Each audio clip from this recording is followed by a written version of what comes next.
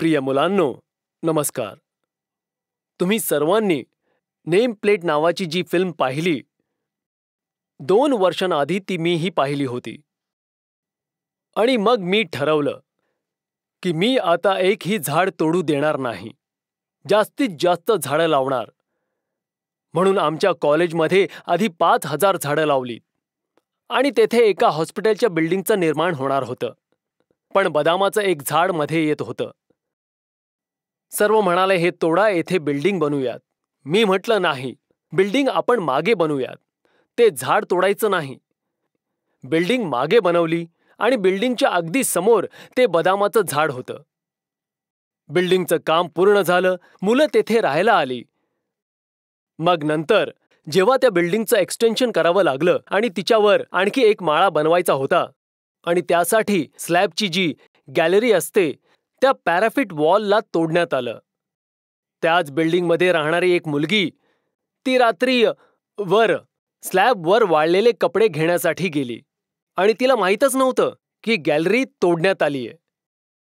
ती मुलगी नकळत तेथून कोसळली आणि असं आश्चर्य घडलं की जे झाड बदामाचं आपण वाचवलं होतं त्याच झाडावरती पडली आणि हळूहळू खाली आली. तिला खरचटलं सुद्धा नाही. दुसऱ्या माळ्याहून कोसळूनही मुलीचा जीव वाचला. जेव्हा आपण प्रकृतीवर प्रेम करतो, जेव्हा आपण झाडांचे प्राण वाचवतो, तेव्हा तेही आपले प्राण वाचवतात. आपल्या भारतीय संस्कृतीमध्ये तर झाडांना खूप महत्त्व दिलं आहे. आपण वट पौर्णिमेला वडाच्या झाडाची पूजा करतो. दसऱ्याच्या दिवशी आपण क्षमी वृक्षाची पूजा करतो. तुळशी विवाहाच्या दिवशी आपण तुळशीचे पूजन करतो. आवळा नवमीला आवळ्याच्या झाडाची पूजा करतो. याचं एकमात्र कारण आहे, हे सगळे वृक्ष फक्त वृक्षच नाहीत, तर हे औषधं आहेत आणि ह्या मानवाच्या सभोवताली अशाच राहावेत, जेणेकरून गरज भासल्यावर ह्यांची पानं मानवांचे औषध बनतील. अशी धारणा आपल्या ऋषीमुनींची होती. आणि ह्याच कारणाने प्रत्येक देवासाठी वेगवेगळ्या झाडांची पानं सांगितली आहेत. भगवान विष्णू व कृष्णाला तुळशीची पानं वाहिली जातात. भगवान महादेवाला बेलाची पानं वाहिली जातात.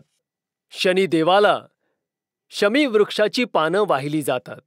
आणि गणपती बाप्पाला आपण दुर्वा वाहतो, निरनिराळ्या प्रकाराची फुलं वाहतो. केवळ वृक्षांचीच पूजा करण्यास सांगितलेलं नाहीये, आपल्याला तर पर्वतांचं पूजन करण्यासही सांगितलंय.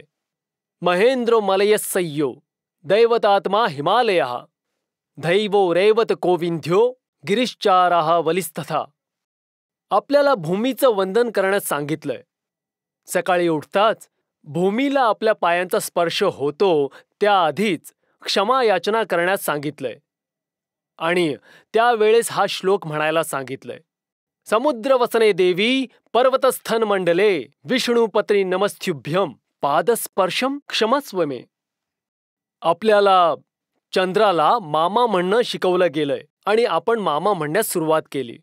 आपण गंगेला आणि यमुनेला गंगा मैया व यमुना मैया म्हणतो. नद्या आपल्या आई झाल्यात आणि जलाचंही पूजन करण्यास आपल्याला शिकवलंय. ह्या प्रकारे प्रकृतीशी आपल्याला एकरूप केलं.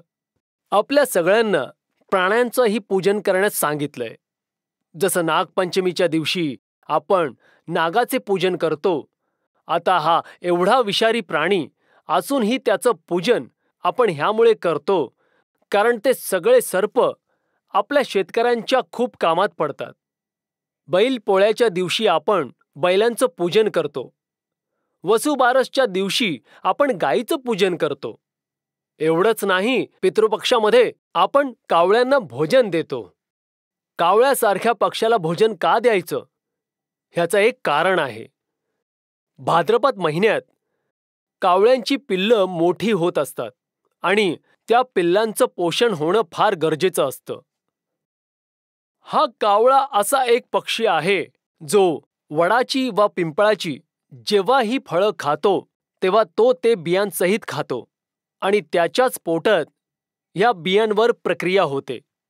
आणि जेव्हा कावळा विष्ठा सोडतो तेव्हा त्याच्या विष्ठाद्वारे ती जी वडाची वा पिंपळाची बी आहे. जेव्हा ती जमिनीवर पडते फक्त त्यानेच वडाची व पिंपळाची झाडं उगवतात. हे पिंपळ ही असं झाड आहे ज्याच्या बाबत भगवान श्रीकृष्ण स्वतः म्हणतात की अश्वस्थ सर्व वृक्षानाम, सर्व झाडांमधून मी पिंपळ आहे. कारण पिंपळ एक असं झाड आहे जे 24 तास फक्त ऑक्सिजनच सोडत असतं.